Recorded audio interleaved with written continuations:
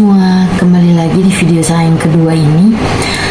Perkenalkan, nama saya Michelle Evinda Natalia Billy, NIM 23460, minat SMH dari Fakultas Kehutanan Instiper, Yogyakarta.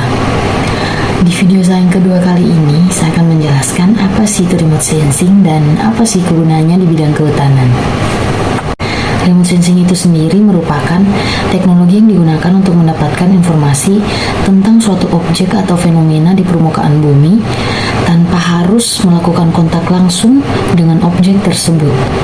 Teknologi ini melibatkan penggunaan sensor yang dipasang pada pesawat udara atau satelit yang mengirimkan sinyal elektromagnetik ke permukaan bumi dan kemudian menerima kembali sinyal yang dipantulkan atau dipantulkan kembali dari permukaan bumi. Informasi yang diperoleh dari sinyal tersebut kemudian diolah dan digunakan untuk memetakan, memantau, dan menganalisis objek atau fenomena yang diamati seperti penggunaan lahan, kualitas udara, ketersediaan air, kebakaran hutan, dan sebagainya.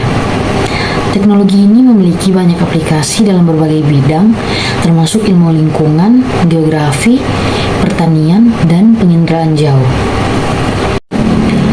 Keunggulan remote sensing dapat mencakup wilayah yang luas, yaitu teknologi remote sensing dapat mengumpulkan informasi dari wilayah yang luas dalam waktu yang relatif singkat.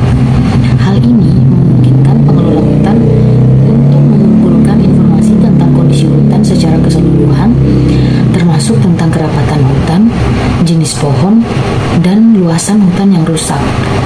Yang kedua itu dapat memberikan informasi yang akurat.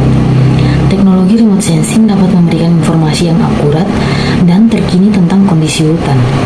Data yang dihasilkan dari citra satelit dan sensor udara memiliki resolusi yang sangat tinggi, sehingga dapat memberikan informasi yang detail tentang keadaan hutan.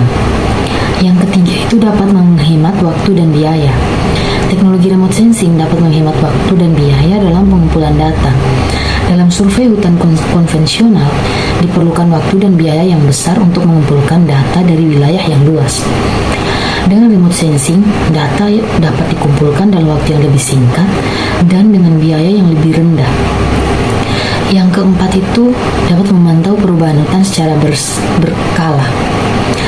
Teknologi remote sensing dapat digunakan untuk memantau perubahan hutan secara berkala. Dengan mengumpulkan data dari waktu ke waktu, pengelola hutan dapat melacak perubahan dalam kondisi hutan dan mengambil tindakan yang diperlukan untuk mencegah kerusakan lebih lanjut. Yang terakhir dapat digunakan untuk mengidentifikasi dan memantau hutan yang sulit dijangkau. Remote sensing dapat digunakan untuk mengidentifikasi dan memantau hutan yang sulit dijangkau dan bahkan terisolasi. Dengan teknologi remote sensing, pengelola hutan dapat mengumpulkan informasi tentang kondisi hutan dari jarak jauh tanpa harus masuk ke dalam hutan itu sendiri, sehingga dapat mengurangi risiko kecelakaan dan kerusakan lingkungan. Oke, sekian dari materi remote sensing. See you next video.